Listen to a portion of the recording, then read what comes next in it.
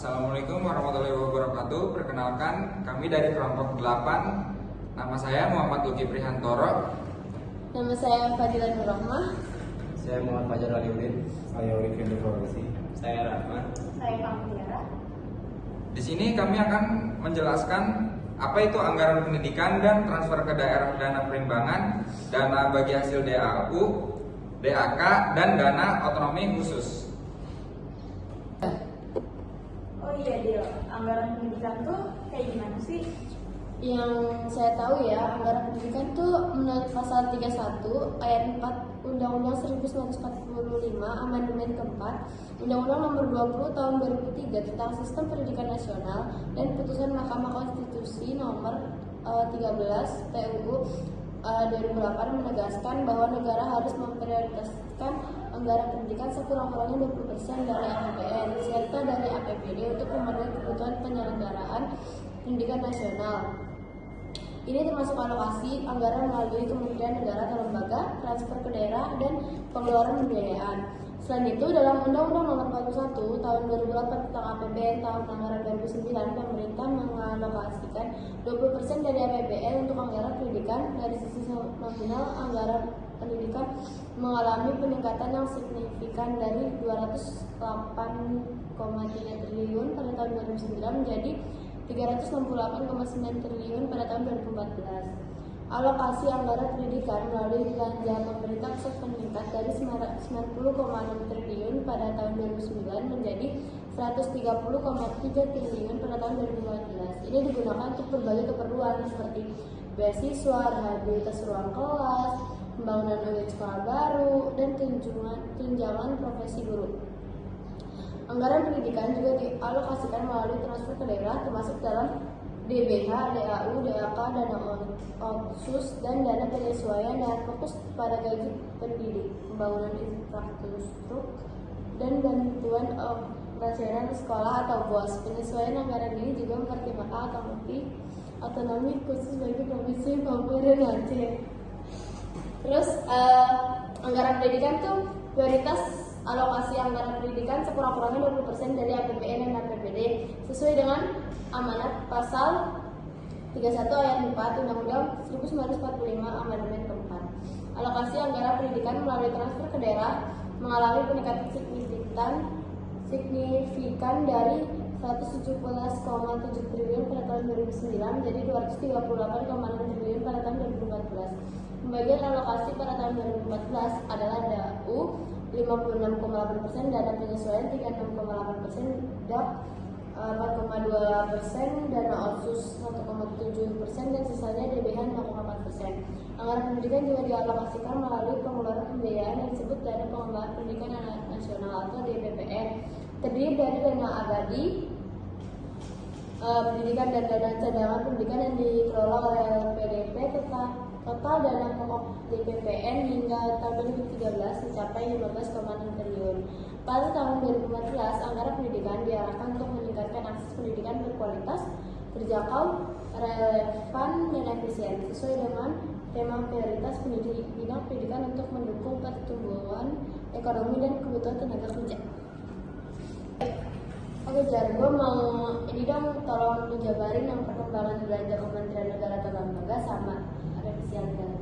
Oke, baik. Saya akan menjelaskan tentang pengembangan belanja Kementerian Negara atau lembaga dan revisi anggaran.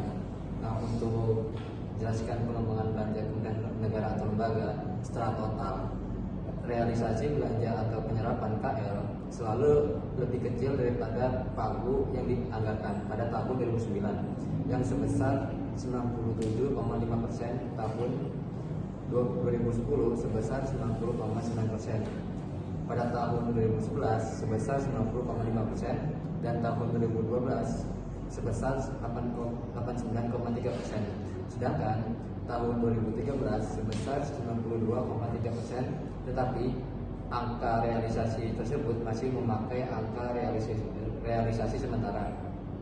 Untuk jelaskan revisi anggaran, menurut Peraturan Menteri Keuangan Nomor 7 atau PMK Nomor 02 Tahun 2014 tentang tata cara revisi anggaran tahun anggaran 2014, di mana revisi anggaran itu perubahan rincian anggaran belanja pemerintah pusat yang telah ditetapkan berdasarkan APBN tahun anggaran 2014 dan disahkan dalam daftar isian pelaksanaan anggaran tahun anggaran 2014. Secara teknis, ada 3 jenis revisi anggaran jika dilihat dari perubahan berdasarkan alokasi anggarannya. Yang pertama, perubahan rincian anggaran karena penambahan atau pengurangan pagu anggaran belanja yang termasuk pergeseran rincian anggaran belanjanya. Yang kedua, perubahan atau pergeseran rincian anggaran dalam hal pupuk anggaran tetap dan atau yang ketiga, perubahan atau ralat karena kesalahan administrasi. Gitu. Terima kasih. Oke, tadi saya ingin tanya tentang, boleh jelaskan dasar-dasar praktek penyusunan APBN di Indonesia? Baik ya, dasar-dasar praktek penyusunan APBN di Indonesia itu terdapat. Yang pertama itu ada Direktorat Jenderal Anggaran, yang kedua yaitu Kantor Wilayah Dirjen Pembendaharaan, yang ketiga yaitu Unit Eselon 1 Kementerian Lembaga, yang keempat yaitu Kuasa Pengguna Anggaran atau KPA, yang kelima yaitu melalui persetujuan DPR RI. Revisi anggaran yang memerlukan persetujuan DPR RI adalah sebagai berikutnya. Yang pertama itu ada tambahan pinjaman PLN atau PDN baru setelah undang-undang mengenai APBN tahun ajaran 2014 yang ditetapkan. Yang kedua yaitu pergeseran anggaran antar program selain untuk memenuhi kebutuhan biaya operasional dan penyelesaian in-claims. Yang ketiga yaitu pergeseran anggaran yang mengakibatkan perubahan hasil atau outcome program. Yang keempat yaitu penggunaan anggaran yang harus mendapat persetujuan DPR RI terlebih dahulu. Dan yang terakhir yaitu penghapusan catatan dalam hal 4 IPA yang digunakan tidak sesuai dengan rencana peruntukan. Oke, baik, untuk atas jawabannya. Mungkin saya akan bertanya lagi, apa sih revisi anggaran menurut Kanwil Dirjen Perbendaharaan? Nah, di kewenangan revisi anggaran melalui Kanwil DJPN ini dengan ketentuan yang pertama itu ada pagu anggaran berubah. Apa itu sih pagu anggaran berubah? Pagu anggaran berubah yaitu lanjutan pelaksanaan kegiatan yang dananya bersumber dari PHLN atau PHDN. Yang kedua yaitu penerimaan hibah langsung dalam bentuk uang, lanjutan pelaksanaan program atau kegiatan nasional pemberdayaan masyarakat atau PNPM, atau juga penggunaan anggaran belanja yang bersumber dari PNBP di atas pagu APBN untuk steker BO. Dan yang kedua yaitu ada pagu anggaran tetap. Yang pertama yaitu pergeseran dalam satu kelurahan atau satu kegiatan dan satu satker. Yang kedua yaitu pergeseran antara keluaran satu kegiatan dan satu satker. Yang ketiga yaitu pergeseran dalam keluaran yang sama, kegiatan yang sama, dan antar satker dalam satu wilayah kerja Kanwil DJPBN. Dan yang terakhir yaitu pergeseran antara keluaran, kegiatan yang sama, dan antar satker dalam satu wilayah kerja Kanwil DJPBN. Oke, terima kasih. Oke, gue pengen nanya nih, apa sih revisi anggaran melalui kuasa pengguna anggaran? Oke, gue akan ngejelasin revisi anggaran melalui kuasa pengguna anggaran. Revisi anggaran pada kuasa pengguna anggaran atau KPA dengan ketentuan yang pertama, pergeseran dalam satu keluaran, satu kegiatan, dan satu sektor, atau pergeseran antara keluaran satu kegiatan dan satu satker.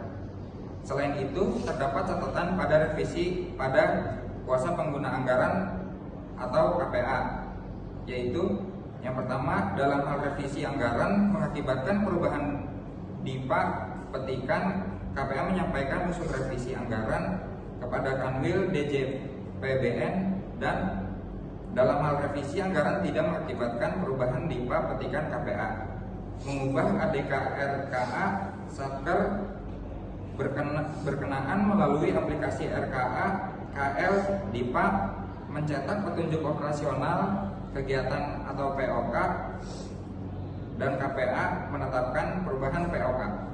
Nah, gue pengen nanya lagi nih Ci, apa sih penghapusan atau perubahan catatan halaman 4 DIPA itu?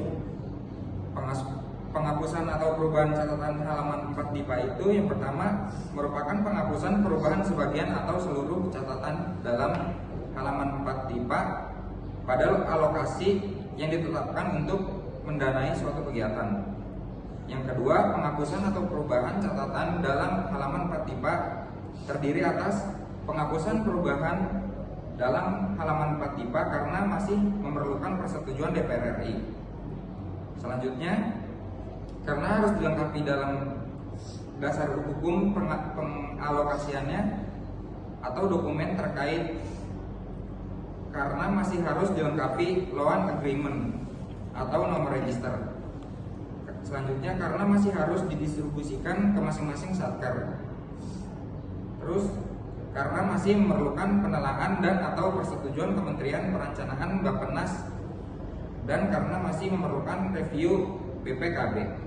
Selanjutnya, penghapusan atau perubahan catatan dalam halaman 4 DIPA yang dicantumkan oleh APIP KL karena masih harus dilengkapi dokumen pendukung. Selanjutnya, penghapusan atau perubahan catatan dalam halaman 4 DIPA dapat dilakukan setelah persyaratan dipenuhi dengan lengkap. Selanjutnya juga, yang terakhir, dalam hal persetujuan DPR RI, di mana isinya berbeda dengan rincian yang dituangkan RKA, KL, dan DIPA.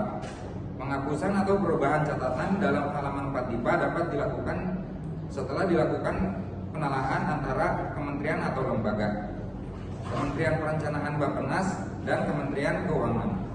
Terima kasih. Man, coba dong jelasin apa itu transfer ke daerah. Baiklah, selanjutnya saya akan menjelaskan transfer ke daerah. Lahirnya pos transfer ke daerah dalam proses APBN telah terbelakangi oleh lahirnya dua undang-undang di bidang otonomi daerah dan desentralisasi fiskal, yaitu Undang-Undang Nomor 22 Tahun 99 tentang pemerintah daerah dan Undang-Undang 25 Tahun 1999 tentang perimbangan keuangan antara pemerintah pusat dan pemerintah daerah. Yang selanjutnya tahun 2004, kedua undang-undang tersebut direvisi menjadi Undang-Undang Nomor 32 Tahun 2004 tentang pemerintah daerah dan Undang-Undang Nomor 33 Tahun 2004 tentang perimbangan keuangan antara pemerintah pusat dan pemerintah daerah. Selanjutnya, transfer dana ke daerah dalam portal APBN telah beberapa kali mengalami perubahan, yaitu yang pertama pada tahun 2001 sampai 2004 lebih dikenal dengan istilah anggaran yang didaerahkan. Yang kedua, pada tahun 2004 berubah menjadi belanja daerah. Yang ketiga, sampai dengan tahun 2007 berubah menjadi belanja daerah. Yang keempat, sejak tahun 2008 hingga saat ini berubah menjadi transfer daerah. Tujuan alokasi transfer daerah yang pertama meningkatkan kapasitas fiskal daerah serta mengurangi kesenjangan fiskal antara pusat daerah serta antar daerah. Yang kedua, meningkatkan transparansi, akuntabilitas, dan ketepatan waktu pengalokasian dan penyaluran anggaran transfer daerah. Yang ketiga, meningkatkan kualitas pelayanan publik di daerah dan mengurangi kesenjangan pelayanan publik antar daerah. Yang keempat, mendukung keseimbangan fiskal nasional. Yang kelima, meningkatkan sinkronisasi antara rencana pembangunan nasional dengan pembangunan daerah. Yang keenam, meningkatkan perhatian terhadap pembangunan di daerah tertinggal dan terlalu terdepan. Yang ketujuh, meningkatkan pelaksanaan pemuatan dan evaluasi terhadap jurus dana transfer tertentu guna meningkatkan kualitas belanja daerah. Selanjutnya saya akan menjelaskan definisi transfer daerah. Definisi transfer daerah adalah bagian dari belanja negara dalam rangka memadai pelaksanaan desentralisasi fiskal berupa dana perimbangan, dana otonomi khusus, dan dana penyesuaian. Ruang lingkup transfer daerah dari atas yang pertama dana perimbangan, yaitu meliputi DBH, DAU, selanjutnya DAK, dan dana otonomi khusus serta penyesuaian yang meliputi dana otonomi khusus dan dana penyesuaian. Selanjutnya, dana perimbangan. Definisi dana perimbangan adalah dana yang bersumber dari pendapatan APBN dialokasikan pada daerah untuk mendanai kebutuhan daerah dalam rangka pelaksanaan desentralisasi. Jumlah dana perimbangan ditetapkan setiap tahun anggaran dalam APBN. Ruang lingkup dana perimbangan terdiri atas dana bagi hasil DBH, terus dana alokasi umum DAU, terus yang ketiga dana alokasi khusus DAK. Oke, makasih jawabannya. Selanjutnya, kalau dana bagi hasil itu apa sih, Man? Dana bagi hasil. Definisi dana bagi hasil itu adalah dana yang bersumber dari pendapatan APBN yang dialokasikan kepada daerah berdasarkan persentase tertentu untuk mendanai kebutuhan daerah dalam rangka pelaksanaan desentralisasi.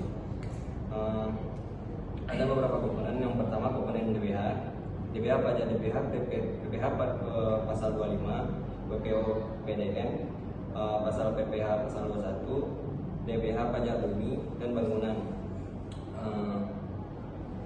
DBH cukai hasil tembakau, DBH sumber daya alam, DBH pertambangan minyak bumi, DBH pertambangan gas bumi, DBH pertambangan umum, DBH kehutanan, DBH perikanan. Selanjutnya gue mau nanya nih Pak tentang dana alokasi umum, coba jelasin Pak. Baik, di sini saya akan menjelaskan tentang dana alokasi umum. Yang pertama, definisi dana alokasi umum atau DAU adalah dana yang bersumber dari pendapatan APBN yang dialokasikan kepada daerah dengan tujuan pemerataan kemampuan antar daerah untuk mendanai kebutuhan daerah dalam rangka pelaksanaan desentralisasi. DAU dialokasikan dalam bentuk block grant, yaitu penggunaan diserahkan sepenuhnya kepada daerah. Kemudian ada dana perhitungan DAU nasional. DAU hakikatnya disusun oleh pemerintah, yaitu Kementerian Keuangan atau DJPK, DKF, dan DGA, dan DPR. Sumber data dalam perhitungan besaran DAU nasional ini yaitu mencakup satu penerimaan perpajakan, yaitu dana yang bersumber dari DKF, Kementerian Keuangan, kedua penerimaan negara bukan pajak, yaitu dana yang bersumber dari Direktorat PNBP, DJA, Kementerian Keuangan. Yang ketiga, dana bagi hasil, yaitu dana yang bersumber dari Direktorat Penyusunan APBN, DJA, Kementerian Keuangan.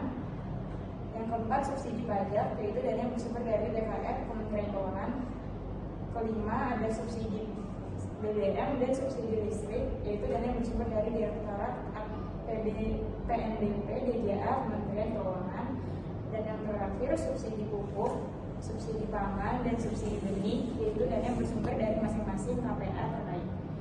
DAU sendiri itu dialokasikan kepada daerah dengan menggunakan formula DAU yang berdasarkan alokasi dasar dan cara fiskal dengan proporsi pembagian DAU untuk daerah provinsi dan kabupaten atau kota masing-masing sebesar 10% dan 90% dari besaran DAU secara nasional.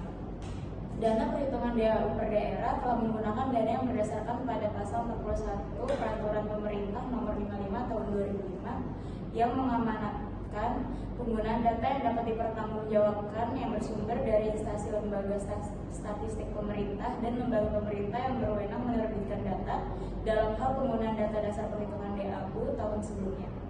Dalam perhitungan DAU dihitung berdasarkan data jumlah pegawai negeri sipil daerah PNSD dan besaran gaji dengan memperhatikan kebijakan-kebijakan perbaikan penghasilan PNS antara lain yang kenaikan gaji pokok, gaji bulan ke-13.